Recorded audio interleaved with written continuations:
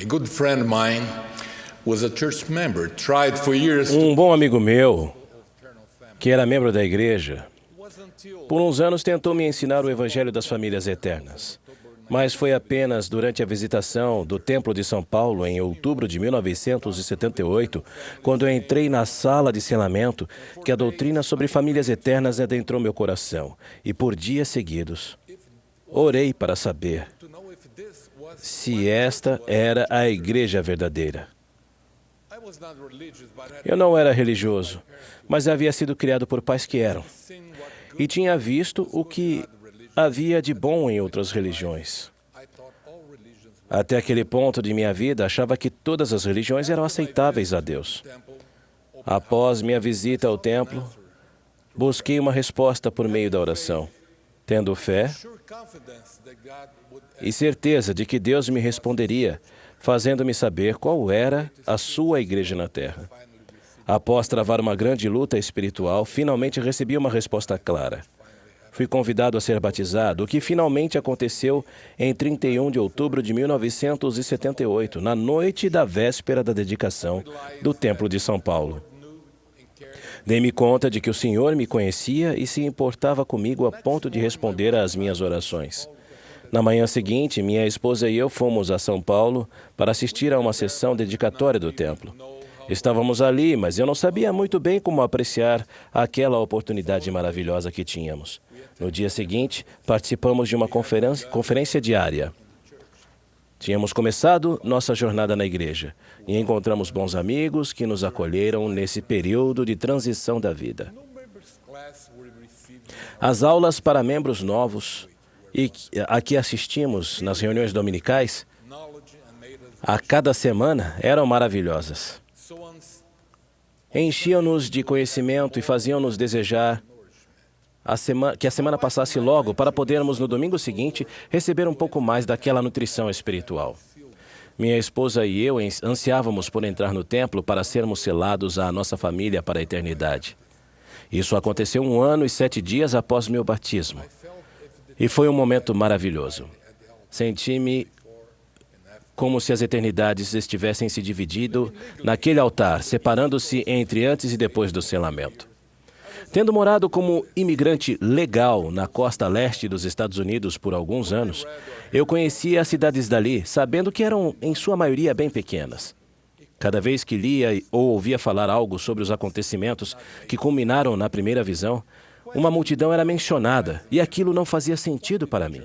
Começaram a surgir dúvidas em minha mente. Por que a igreja tinha de ser restaurada nos Estados Unidos e não no Brasil ou na Itália, a terra de meus antepassados? Onde estavam as multidões de pessoas mencionadas que estavam envolvidas no reavivamento espiritual e na confusão de religiões? E tudo isso acontecendo num lugar tão tranquilo e calmo. Fiz muitas perguntas a muitas pessoas, mas não obtive respostas. Li tudo o que encontrei em português e depois em inglês, mas não encontrei nada que pudesse acalmar meu coração. Mesmo assim, continuei a pesquisar. Em outubro de 1984, fui para uma conferência geral, sendo conselheiro na presidência de uma estaca. Depois disso, fui a Palmyra, ansioso por encontrar uma resposta. Ali chegando, tentei entender por que a restauração precisava ter sido ali e por que tamanho alvoroço espiritual. De onde tinham vindo todas aquelas pessoas mencionadas no relato de Joseph? Por que naquele lugar?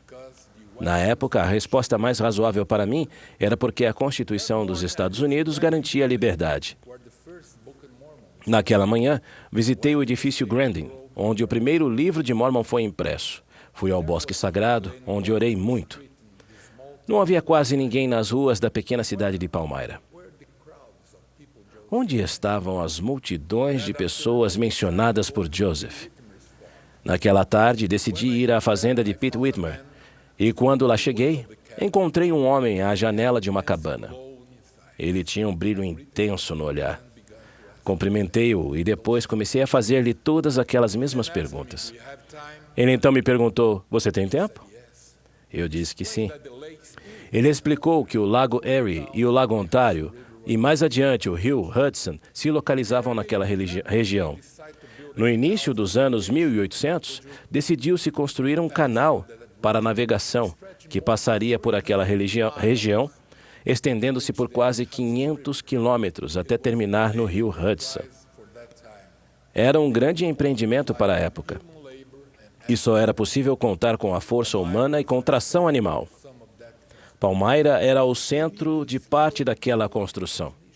Precisava-se de pessoas habilitadas e de técnicos com sua família e amigos.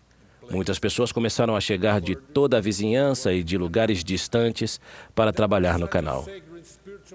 Aquele foi um momento muito sagrado e espiritual para mim, porque finalmente eu havia encontrado a multidão. As pessoas trouxeram consigo seus costumes e suas crenças. Quando ele mencionou as crenças, minha mente se iluminou e meus olhos espirituais foram abertos por Deus.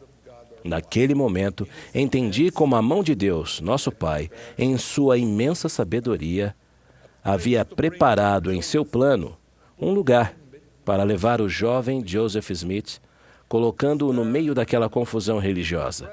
Pois ali, em Cumorah, estavam ocultas as preciosas placas do Livro de Mórmon. Aquele foi o palco da restauração, no qual a voz do Pai seria ouvida, após quase 2 milênios, numa maravilhosa visão, falando ao menino Joseph Smith, quando ele foi ao bosque sagrado para orar, dizendo: "Este é o meu filho amado, ouve-o." Ali, ele viu 2 personagens cujo resplendor e glória desafiam qualquer descrição. Sim, o próprio Deus revelou-se ao homem novamente. As trevas que cobriam a terra começavam a se dissipar. As profecias da restauração começaram a ser cumpridas. E vi outro anjo voar pelo meio do céu, e tinha o evangelho eterno para proclamá-lo aos que habitam sobre a terra, e a toda nação, e tribo, e língua, e povo. Poucos anos depois, Joseph foi conduzido aos registros de profecias, de convênios e de ordenanças deixados por antigos profetas, o nosso amado Livro de Mórmon.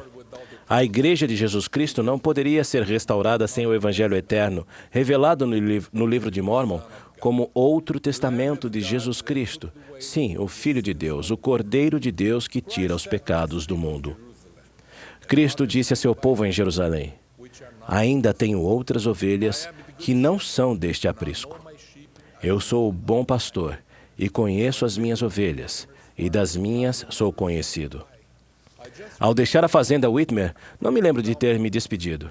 Só me lembro das lágrimas que corriam livremente por meu rosto. O sol estava se pondo em um céu lindo.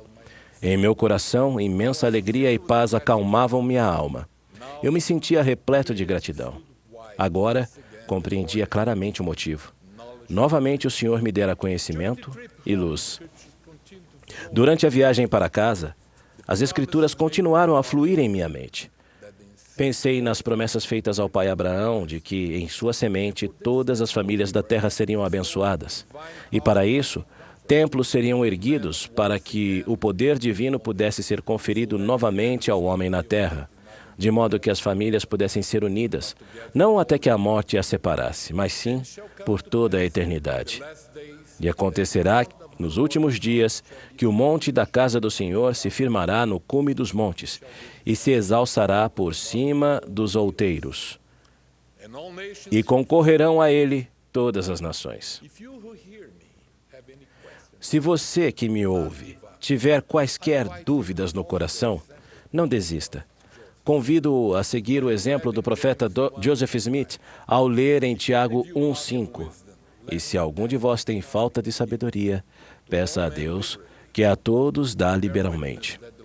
Presto meu testemunho de que o Senhor levantou profetas, videntes e reveladores para guiar seu reino nestes últimos dias, e que em seu plano eterno as famílias existem para permanecerem unidas para sempre.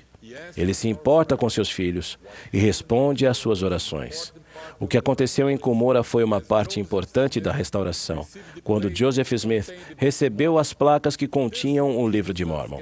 Esse livro nos ajuda a chegar mais perto de Cristo do que qualquer outro livro na face da terra.